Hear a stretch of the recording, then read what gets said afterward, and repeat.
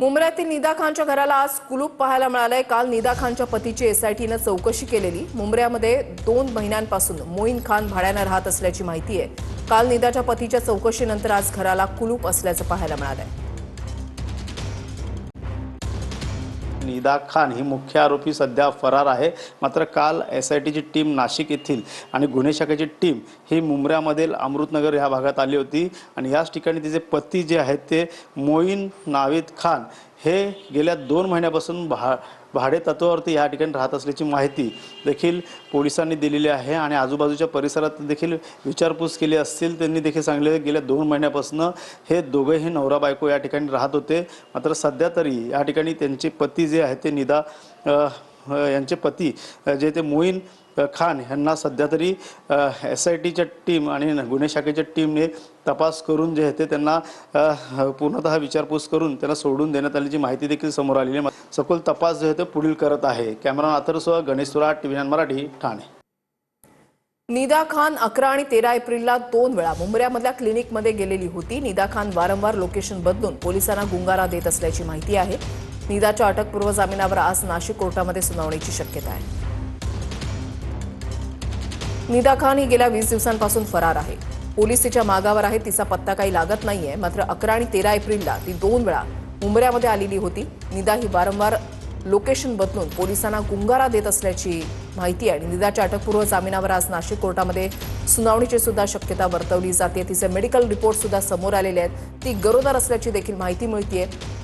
मात्र निदा खान ही अजूनही फरार आहे। काल तिच्या पतीची चौकशी झालेली होती। आज तिच्या मुंब्र्यामधल्या घराला टाळं असल्याचं पाहायला मिळतंय। मात्र तिच्या मागावर आता पोलीस असताना देखील मुंब्र्यामध्ये ती 2दा आलेली होती। त्याचा मागोवा पोलिसांना कसा लागला नाही असे प्रश्न देखील उपस्थित होत आहेत। नाशिक TCS धर्मांतरण प्रकरणामध्ये अॅट्रॉसिटी कायद्याची आता भर पडलेली आहे। बलात्काराच्या गुन्ह्यामध्ये अॅट्रॉसिटीचा ऍक्टचा समावेश करण्यात आलेला आहे।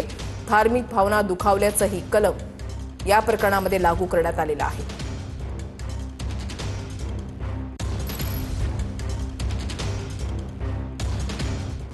निदा खानच्या पतीची काल एसआयटीनं चौकशी केली। निदा खान नातेवाईकांकडे गेल्याची पतीची माहिती आहे। मात्र नातेवाईकांचे घर आणि फोन बंद असल्यानं निदाचा शोध लागला नाहीये। निदा खान वारंवार लोकेशन बदलून पोलिसांना गुंगारा देत असल्याची माहिती आहे। निदा खानचे वकिलांच्या माध्यमातून अटकपूर्व जामिनासाठी प्रयत्न सुरू आहेत। अटकपूर्व जामिनावर आज नाशिक कोर्टात सुनावणीची शक्यता आहे। मुंब्र्यातील ब्लॉसम क्लिनिकमध्ये निदा खान उपचार घेत होती। 11 आणि 13 एप्रिलला निदा 2 वेळा या क्लिनिकमध्ये गेली होती। निदा खाननं अस्वस्थ वाटत असल्याचं लीव्हसाठी पत्र देण्याची डॉक्टरला विनंती केली होती। डॉक्टर आझमी यांनी निदा खान गर्भवती असून तिला आठवडाभर आरामाची गरज असल्याचं पत्र लिहून दिलं। निदा खान पेशेंट मेरे पास 2 बार आई थी। अभी जस्ट स्टार्ट था उनका प्रेगनेंसी का, अर्ली प्रेगनेंसी। मंडे को आई वो मेरे पास कि मुझे थोड़ा प्रॉब्लम हो रहा है, पेट में दर्द वगैरह है, थोड़ा लीव चाहिए था ऑफिस से, ट्रैवलिंग में इश्यूज हो रहा है, थकावट हो रही है। लेटर में मैंने वही लिखा है कि शी इज प्रेग्नेंट और उसको गिडीनेस है, चक्कर आ रहा है, थकावट है, तो उसको 1 वीक का लीव चाहिए। उसने मुझसे 2-3 हफ्ते का लीव मांगा था, बट मैंने कहा कि मैं 1 वीक का दे रही हूँ, 1 वीक के बाद मेरे पास वापस आओ, मैं रीअसेस करके देखूंगी। नाशिक लैंगिक अत्याचार प्रकरणामध्ये आरोपींविरोधात अॅट्रॉसिटी कलम लागू करण्यात आलाय। बलात्काराच्या गुन्ह्यात अॅट्रॉसिटी कलमाचा समावेश झालाय।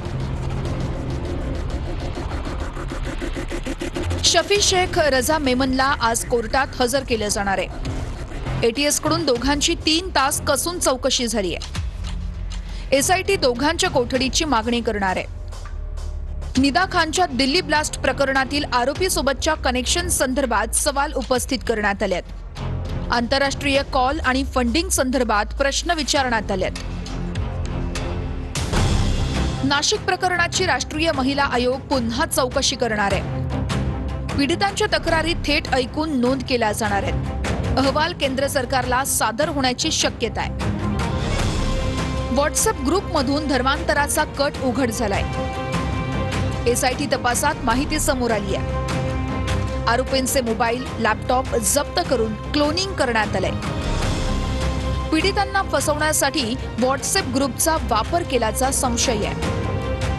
चॅटिंगमधून संशयास्पद संवाद समोर आलेत। आरोपी तौसिफ अत्तारनं पीडितेला इगतपुरीतील रिसॉर्ट आणि लॉजवर 1 ते 2 वेळा नेल्याची सूत्रांची माहिती आहे। या रिसॉर्ट आणि लॉजची लवकरच चौकशी होणार आहे।